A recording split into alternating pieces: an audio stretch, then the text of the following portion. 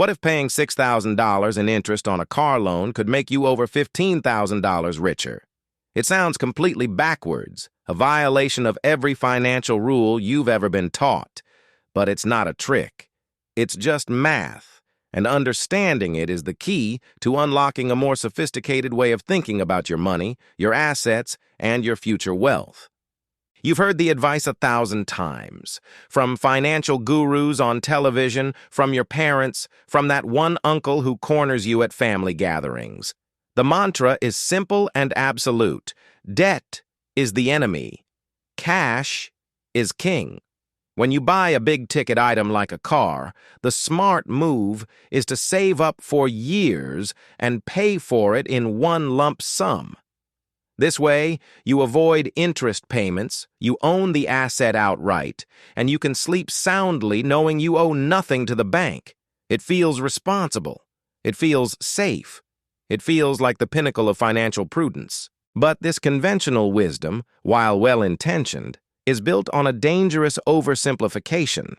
It's a mental shortcut that protects you from one type of risk, the risk of debt, by exposing you to a much larger and completely invisible one. This is the risk of lost opportunity. By focusing solely on the cost of borrowing money, you completely ignore the potential cost of not having that money work for you. That single decision to exchange a large pile of your hard-earned capital for a rapidly depreciating piece of metal can set your wealth-building journey back by years, sometimes even decades. It's a classic case of winning a small battle while losing the war for your financial future. So, the real question isn't, how can I avoid paying interest? That's checkers. The more intelligent question, the one that separates amateur financial thinking from strategic capital allocation, is this: what is the highest and best use of my capital right now? Is it to eliminate a relatively low-interest loan on an asset that will lose 20% of its value the moment you drive it off the lot? Or is it to deploy that capital into assets that have a historical track record of growing in value over time? Your car is not an investment. It's a utility, an expense that gets you from point A to point B. Treating a massive expense like a sound investment is the first and most critical cognitive trap you need to dismantle. At the heart of this entire argument is a concept that sounds academic but has profound real-world consequences. Opportunity cost. It's the ghost of the road not taken. It represents the potential benefits you miss out on when you choose one alternative over another. When you spend $40,000 in cash on a car, the price isn't just $40,000. It's $40,000 plus. Whatever that money could have earned for you over the next 5, 10, or 20 years if you had invested it instead. You're not just buying a car. You are simultaneously selling a future of compounded growth.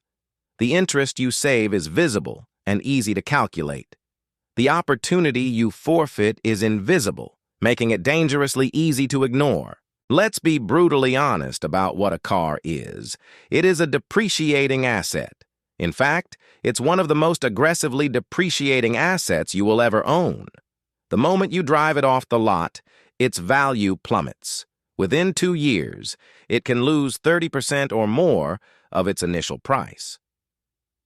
Paying cash for a car is like taking a massive bucket of your liquid capital, your savings, and pouring it into a funnel that is actively shrinking and leaking.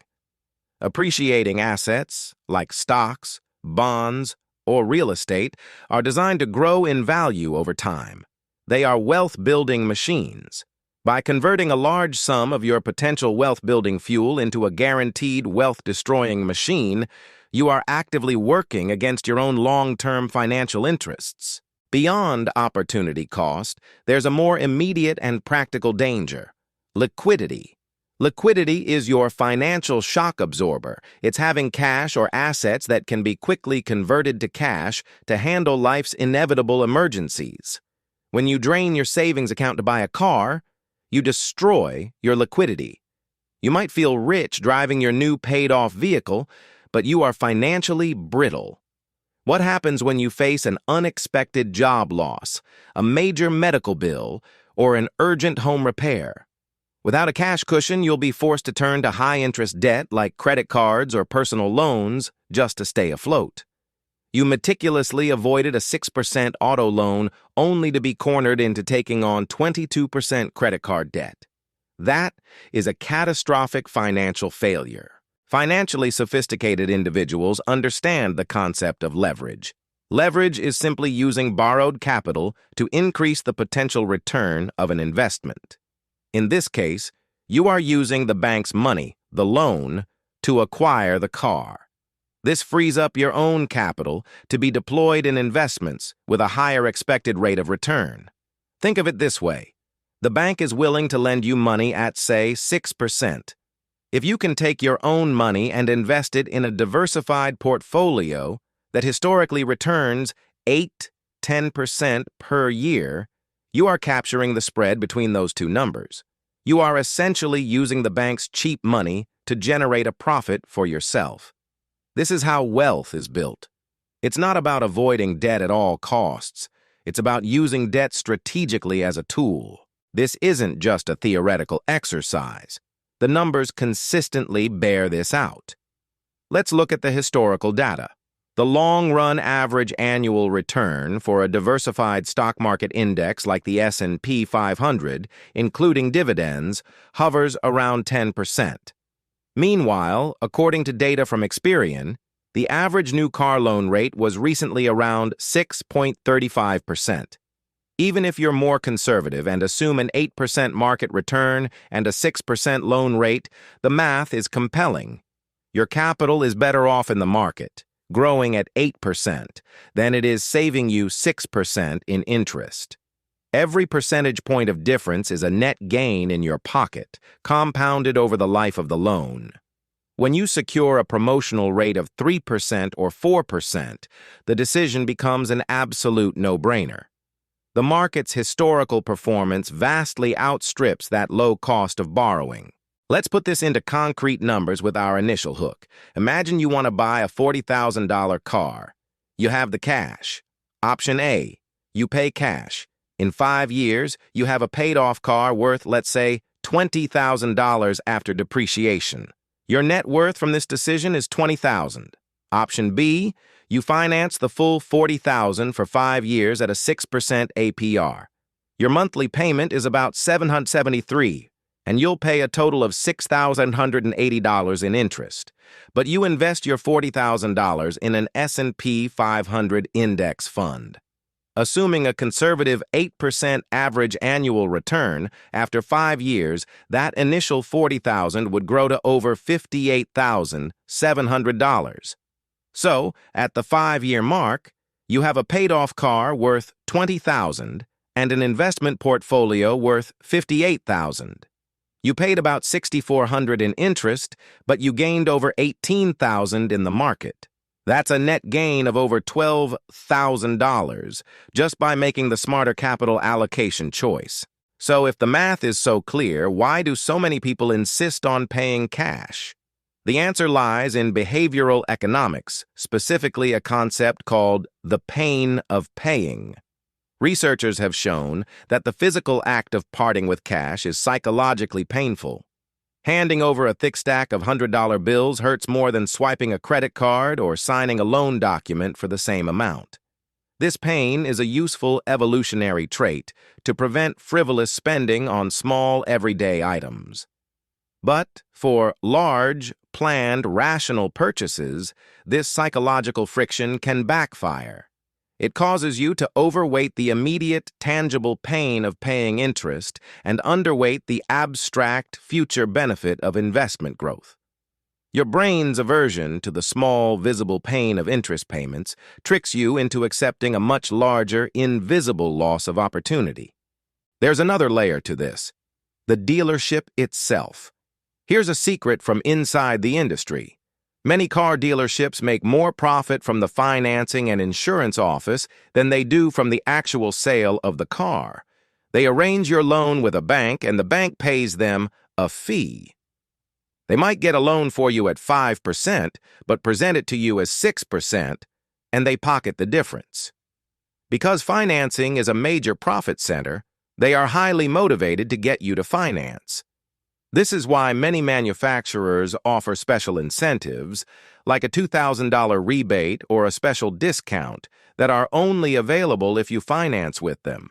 The cash buyer is not eligible. By walking in and announcing you're paying cash, you are willingly disqualifying yourself from these potential savings. To make this crystal clear, let's visualize the two paths. Imagine you're standing at a fork in the road with $40,000 in a briefcase. Path A is the cash buyer path. You walk up to the dealer, hand over the entire briefcase, and they give you the keys. The briefcase is gone. You have the car. Path B is the smart financier path. You walk up to the dealer, sign a piece of paper, and they give you the keys. You still have the entire briefcase of money. You then walk over to an investment office and hand them the briefcase. Now you have the exact same car, but you also have a $40,000 asset working to build your wealth. Which person is in a better financial position at that exact moment? The choice is obvious. Let's extend that visualization into a 5-year race to the finish line. We have two runners, person A, cash buyer, and person B, smart financier. They both start at the same line, each with $40,000. At the starting gun, person A instantly spends their $40,000 on a new car. Their net worth tied to this decision is the value of the car. Person B finances the same car and invests their $40,000. The race begins. Every year, person A's car depreciates, effectively moving them backward. Every year, person B's investment grows while they make their loan payments. At the 5-year finish line, person A crosses with just a paid-off car, now worth only $20,000. Person B crosses with the same paid-off car, also worth $20,000, plus their investment portfolio, which has grown to over $58,000. It wasn't even a close race. Now consider the emergency scenario. Person A, our cash buyer, is cruising happily in their paid-off car. Their savings account, however, is now nearly empty. Suddenly, a storm cloud appears overhead labeled Unexpected Job Loss. Their financial life raft, the emergency fund, is completely deflated. To cover their mortgage and living expenses, they are forced to take on massive credit card debt at 22% interest. They saved 6% on an auto loan, but are now paying nearly 4 times that rate just to survive. Person B, the financier, faces the same storm, but because they preserved their capital, they have a fully inflated $40,000 life raft. They can weather the storm, continue making their car payments, and avoid catastrophic high-interest debt, all because they prioritized liquidity over being debt-free. Let's not forget those dealer incentives. You see an ad, 0% APR for 60 months or $2,000 cash back. The cash buyer sees this and thinks, great, I'll take the $2,000. But they miss the bigger picture. The smart financier sees an opportunity. They can take the 0% APR deal. This is essentially a free loan from the manufacturer. They are being given the car in exchange for a promise to pay for it later with no interest penalty. This allows them to keep their entire $40,000 invested and working for them for the full 5 years. Over that period, at an 8% return, their $40,000 could generate over $18,000 in gains. They sacrificed a small, one-time $2,000 rebate to gain over $18,000.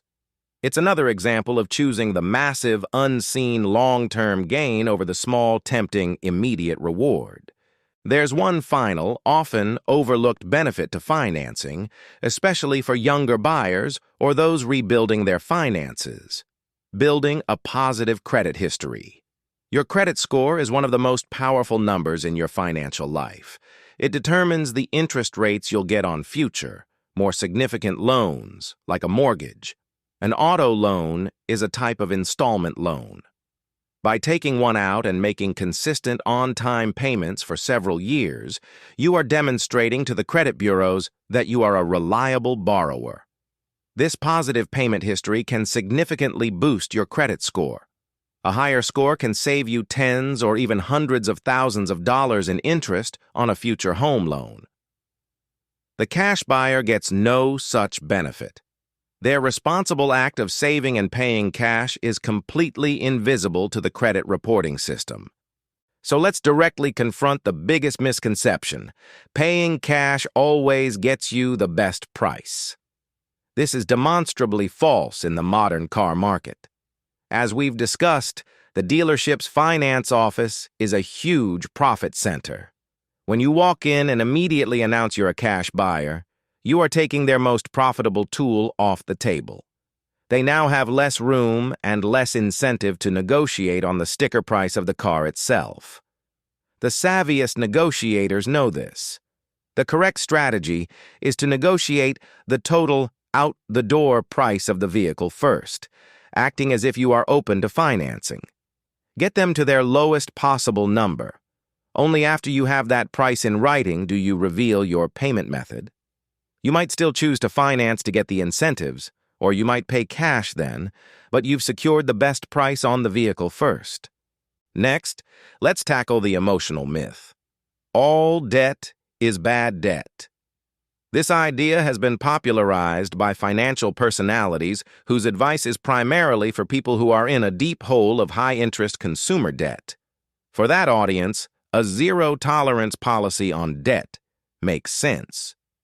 But it's like telling someone with a broken leg that all physical activity is dangerous. For a financially healthy person, there is a clear distinction between good debt and bad debt. Bad debt is high interest like credit cards, used for consumption. Good debt is low interest, used to acquire assets or unlock opportunities. A mortgage to buy an appreciating house is good debt. A student loan for a high-earning degree is good debt. And a low-interest auto loan that allows your capital to grow at a higher rate elsewhere is strategic, productive, good debt. Lumping them all together is a critical thinking failure. Finally, we must destroy the most persistent oversimplification. You save thousands in interest, and that's the end of the story. This thinking demonstrates a complete blindness to opportunity cost. Yes, you save $6,000 in interest. That is a fact. But you simultaneously forfeit the chance to earn $18,000 in investment gains. The net result is not a $6,000 savings, it's a $12,000 loss. It's like refusing to pay a $1 toll to cross a bridge that leads to a $10 prize on the other side. You proudly clutch your $1 bill, celebrating your savings, while completely ignoring the much larger prize you just walked away from. True financial literacy is not just about minimizing costs. It's about maximizing your net worth. And that requires seeing both sides of the ledger, the visible savings and the invisible, but far more powerful potential gains. Stop asking if you can afford the car. Start asking what your money could be doing instead.